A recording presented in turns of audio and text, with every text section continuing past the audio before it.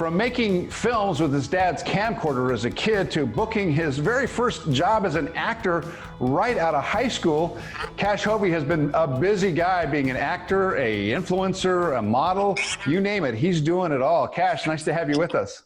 Carlos, thank you so much for having me today. So let's talk a little bit about those early days when you were here in LA. I'm sure that, you know, everyone wants to be a movie star, everyone wants to be a filmmaker. You actually created your own world when you were a kid. That's basically what we did. I didn't mess around. I was watching movies like Back to the Future, and we were recreating the clock tower scenes. You know, we had all the DVDs and movies, anything Spielberg did. So yeah, when it came time, we just took my dad's camcorder, and it did look like the one that Christopher Lloyd and Michael J. Fox had in Back to the Future.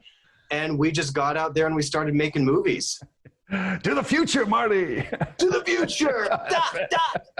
That's fantastic. And you know, the thing is that you have to have your parents' kind of encouragement. You know, and a lot of parents would say, "Oh, you know, he's just going through a phase." You were going through much more than just a phase. You were kind of setting the table, weren't you?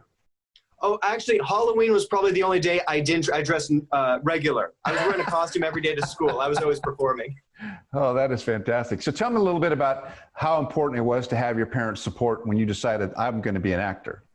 You know, very much. You know, my dad was a music executive. My mom, she'd worked for the Beach Boys and Johnny Carson. So I grew up around the industry. And, you know, growing up in LA, you meet a lot of people. Yeah. And it was great that I found friends who shared my passion. I mean, even we did like we were really into like video games. So we did like a Mortal Kombat movie. And we had Ashley Bell, who went on to do great the Last Exorcism. Michael Schumann from Queens of the Stone Age and Dylan Francis, who's a DJ now, they were both in movies that we did. So we had a very creative group of friends growing up. And we were just like, let's make movies and get creative. That's impressive. Of course, that was going to be what was going to happen. So I want you to tell me the story, the high school story, because I think that's really an interesting piece of your history. Okay, so I'm 17. I had gotten my agent from a showcase 2 years prior, and I was tall, but I was underage, so it was always, you know, they'd want to book me, but they're like, oh, we need someone who's over 18. And so anyway, it's my last week of high school. I go in for this audition, and you have to picture, I had like really long, I was going through a Jim Morrison phase. Yeah. So I have that with like an artsy kind of, you know, hippie t-shirt. And then, so it was Joe Pitka, they wanted an art student. So I went into the audition. I was really intimidated. There were some other name actors around there, but so it was like intimidating for me. And then I go to take my last test, and I get out. So I took my last test. I get the phone call from my agent, Kash. Tomorrow morning they want you on set. You booked it. And I was like, oh my goodness, first job working with Joe Pitka. You must have thought, what? Now I just hit the jackpot. I mean, right out of high school? Are you kidding me? That is fantastic. Right out of high school. So now you've gone on to do work with Shari Belafonte and Shannen Doherty. I mean, you work with some really cool stars. I love Shari. She's terrific. We had an interview, and all we talked about was golf. She's got to get me out to the golf course. So once we're done with quarantine, I mean, we're on for a game. Shari is the best. We had so much fun with Shari. She is great. And Plastic Daydream was a really interesting role for me. Tell a little bit about that role.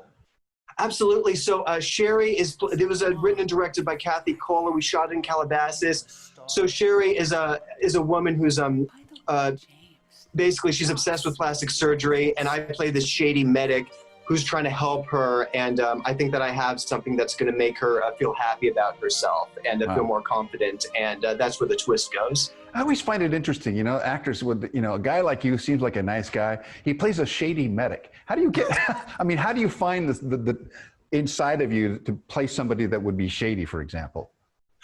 Oh, wow. You know, there's, okay, well, there's another project that it was called Before I Got Famous with Anthony Ma, and I had to play this ruthless producer.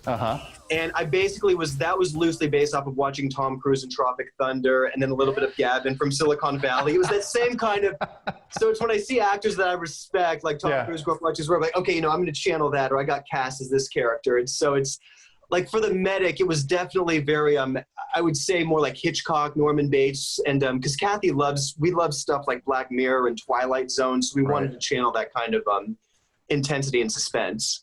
So tell me a little about your latest project. What are you working on? Where can we see you? Yes, well, actually, we have Mayhem of the Mind. That is another Kathy Kolla collaboration. We just screened it right before the quarantine at Film Fest LA Live. We have a few more episodes that we're ready to roll with once we're able you know, to get out and start creating content. And then currently the Shannen Doherty movie that did come out on Amazon Prime, Vudu, YouTube, Google Play. Undateable John? Is that the name of that? Undateable John? That's Undateable John. Just came out the last few months. Yeah. Yeah. Well, that's so cool. I mean, it must be great that, but you know, it seems to me that as a young person in Hollywood, somehow you got to find your authentic self, and it's not always easy. Tell me about your journey there, because it seems to me that being an actor is difficult enough, but that trying to find that authentic part of you is difficult too.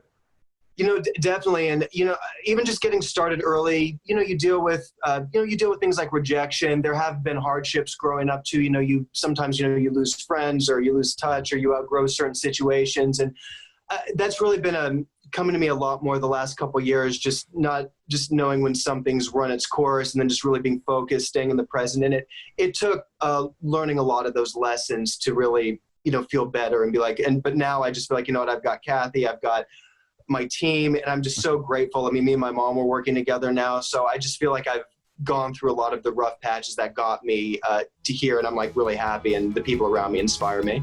Well, that is terrific, and you're in a beautiful, colorful room there where you can record it to your heart's delight and get all the sound baffles there, and everything's happening for you. Everything's happening. I love it. Well, Kash Hovey, thank you so much for being with us, and wish you the best of luck, and we'll check you out on all the social media stuff as well. You got it, Carlos. Thank you so much.